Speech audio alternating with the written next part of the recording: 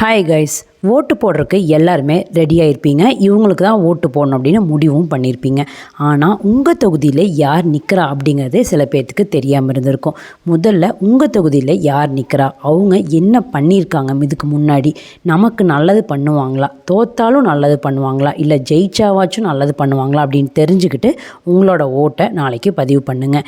எங்களோடது சூலூர் தொகுதி. அதனால் சூலூரில் யார் யார் நிற்க போகிறாங்க, அவங்க பின்னணி என்ன, அவங்களுக்கு இந்த டைம் மக்கள் ஓட்டு போடுவாங்களா, கருத்து கணிப்பு என்ன சொல்லுது அப்படிங்கிறத பார்க்கலாம். மொத்தம் 234 தொகுதி, சூலூர் 116வது தொகுதி. எவ்வளோ பேர் இந்த வருஷம் வாக்கு போடுறதுக்கு எலிஜிபிளாக இருக்காங்க அப்படின்னு பார்த்தா 3,03,541 பேர் ஓட்டு போடலாம். அதில் மேல் ஓட்டர்ஸ் 1,45,987, ஃபீமேல் ஓட்டர்ஸ் 1,57,452, டிரான்ஸ்ஜெண்டர்ஸ் 102 பேர் இருக்காங்க. சூலூர் சட்டமன்ற தொகுதியில் இந்த வருஷம் 15 கேண்டிடேட்ஸ் கம்பீட் பண்ணுறாங்க. முதலாவதாக நம்ம பார்க்க போகிறது அதிமுகவை சேர்ந்த விபி கந்தசாமி அவர்கள். 2019 இடைத்தேர்தலில் நின்று அவர் ஜெயிச்சிருந்தார். அதுக்கப்புறமா 2021 எலெக்ஷனில் அதே எம்எல்ஏவாக சூலூர் தொகுதியில் நின்று அதையும் ஜெயிச்சிருந்தார். அந்த சமயத்தில் அவர் 1,18,968 ஓட் வாங்கியிருந்தார், 49.23%. இரண்டாவதாக டிஎம்கே சார்ந்தவங்க 87,036 ஓட்டுகள் வாங்கியிருந்தாங்க, 31,932 ஓட்டுகளில் ஜெயிச்சிருந்தார் விபி கந்தசாமி அவர்கள். அவர் 8 ஆண்டுகளாக சூலூர் தொகுதிக்கு எம்எல்ஏவாக இருக்கிறாரு.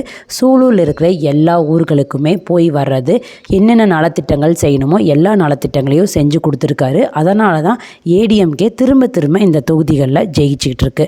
அவர் வசிக்கும் ஊர் பார்த்திங்க அப்படின்னா காமநாயக்கம்பாளையம். சூலூர் தொகுதிக்குள்ளே, அதாவது மக்களுக்குள்ளேயே புழங்குற மாதிரியான ஒரு இடத்துல தான் அவர் ஊர், அவரோட பூர்வீகம் எல்லாமே அமைஞ்சிருக்கு.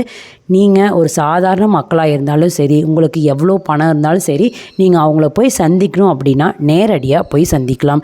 நாங்கள் சூலூர்லேயே இருக்கிறோம், அவங்கள திரும்ப மீட் பண்ணியிருக்கோம் அப்படிங்கிறங்காட்டி இந்த டீட்டெயில்ஸ் எல்லாம் எங்களுக்கு தெரிஞ்சிருக்கு. ஸோ ஏடிஎம்கேவுக்காக விபி கந்தசாமி அவர்கள் தான் இந்த டைம் எம்எல்ஏ கேண்டிடேட்டாக செலக்ட் பண்ணி கம்பீட் பண்ண போகிறாரு. ரெண்டாவதாக நம்ம பார்க்க போகிறது திமுகவை சேர்ந்த தளபதி முருகேசன் அவர்கள் தான் அவங்களுக்காக கம்பீட் பண்ண போகிறாரு.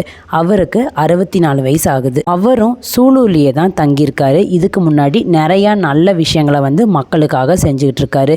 முதல் முறையாக இந்த டைம் சூலூர் தொகுதியிலேயே நிற்கிறாரு.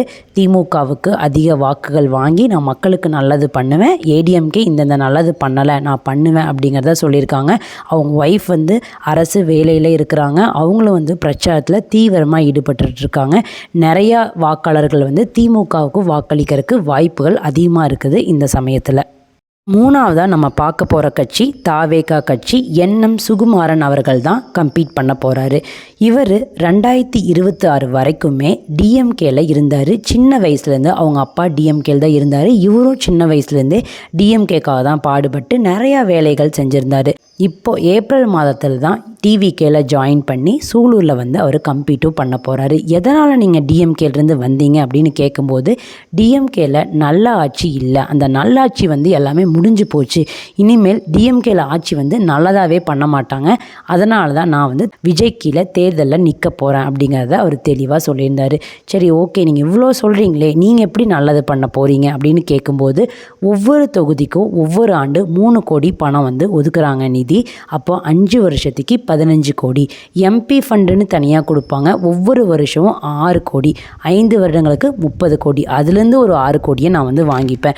மொத்தமாக 21 கோடி இருக்குது என்னோடய தொகுதிக்கு செலவு பண்ணுறதுக்கு. நான் கண்டிப்பாக செலவு பண்ணி மக்களுக்கு ஊழல் இல்லாத ஆட்சியை கொடுக்க போகிறேன். கழிவறைகள் இல்லை, நிறையா ஸ்கூல்கள் இல்லை அப்படின்னு இவரோட பாயிண்ட் ஆஃப் வியூ எடுத்து வச்சு எனக்கு ஓட்டு போடுங்க அப்படிங்கிறத என்எம் சுகுமாரன் அவர்கள் சொல்லியிருக்காங்க. அவரும் கோயம்புத்தூர் சுற்றளவு தான் நமக்கு வசிச்சிட்ருக்காரு. நாலாவதாக நம்ம பார்க்க போகிற கட்சி என்டிகே.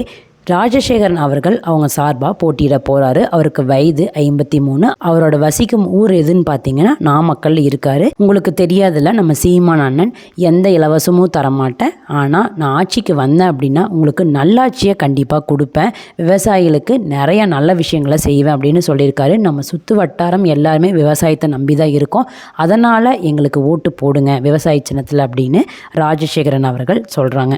2021 எலெக்ஷனில் 2,41,653 பேர் மட்டும்தான் vote பண்ணியிருக்கிறாங்க. அதாவது 76.20% மட்டும்தான் வாக்குப்பதிவாயிருக்குது. அதில் 49% வந்து ஏடிஎம்கே, டிஎம்கே 36%, என்டிகே 5.97% அப்படின்னு வாக்குகள் வாங்கியிருந்தாங்க. இந்த வருஷம் 3,17,000 இருந்ததை 3,03,541 பேர் மட்டும்தான் வாக்களிக்க முடியும் அப்படிங்கிறத சொல்லியிருக்காங்க. அடுத்தது கருத்து கணிப்பில் என்னதான் சொல்கிறாங்க அப்படின்னு பார்க்கும்போது, முதல்ல நான் வந்து ஃபாலோ பண்ணுற ஒருத்தர் அப்படின்னு பார்த்தீங்கன்னா ரங்கராஜ் பாண்டே அவர்கள். அவர் வந்து கருத்து கணிப்பில் என்ன சொல்லியிருக்காங்கன்னு பார்த்தீங்கன்னா, 2021 ஏடிஎம்கே ஜெயித்தாங்க, 2026 ஏடிஎம்கே தான் ஜெயிப்பாங்க அப்படின்னு சொல்லியிருக்காங்க. தந்தி டிவி கருத்து கணிப்பு அப்படின்னு நம்ம போய் பார்க்கும்போது 36% ஓட்டு வாங்கி ஏடிஎம்கே ஜெயிப்பாங்க அப்படின்னு சொல்லியிருக்காங்க. சூலூர் தொகுதியில் வெற்றி கண்டிப்பாக ஏடிஎம்கேக்கு தான், விபி கந்தசாமி அவர்களுக்கு தான் அப்படின்னு எல்லா கருத்து கணிப்பும் சொல்லுது. நீங்கள் சூலூர் தொகுதியில் இதுநாள் வரைக்கும் யாருக்காக ஓட் போட்டிருக்கீங்க? இதுநாள் வரைக்கும் போட்டங்க, ஆனால் இவங்க சரியில்லை அப்படின்னு மாற போகிறீங்களா? இல்லை நீ இவங்களுக்கு தாங்க ஓட்டு போடணும் அப்படின்னா என்ன காரணத்துக்காக ஓட்டு போடணும் அப்படிங்கிறத கமெண்ட் செக்ஷனில் நீங்கள் சொன்னீங்கன்னா, ஃபர்ஸ்ட் டைம் ஓட்டர்ஸ் நிறைய பேர் இருப்பாங்க, ஜென்சி ஓட்டர்ஸ். அவங்க வந்து அதை பார்த்து தெரிஞ்சுட்டு, இவங்க இவ்வளோ நல்லது பண்ணியிருக்காங்களா, ஆட்சி மாற்றம் நடக்கணுமா அப்படின்னு உங்கள் மூலியமாக தெரிஞ்சுக்கிட்டு அவங்களோட வாக்குகளை அவங்க பதிவு பண்ணுவாங்க. ஸோ உங்களோட ஃபேவரட் கேண்டிடேட் யார் அப்படின்னு மறக்காமல் கீழே கமெண்ட் பண்ணுங்கள். உங்களோட சூலூர் தொகுதியில் இருக்கிற உங்கள் ஃப்ரெண்ட்ஸு, ஃபேமிலி குரூப்ஸ்னு எல்லாத்துக்குமே இதை ஷேர் பண்ணி விடுங்க. அவங்க இந்த வீடியோ பார்த்து அவங்களுக்கு ஒரு சின்னதாக ஒரு கிளாரிட்டி கிடைக்கும் அப்படின்னு நான் நம்புகிறேன். இந்த மாதிரி யூஸ்ஃபுல்லான வீடியோஸ்க்கு நம்ம சேனலை சப்ஸ்கிரைப் பண்ணிக்கோங்க. நான் உங்கள் பானுப்ரியா நாகராஜ். தேங்க்யூ.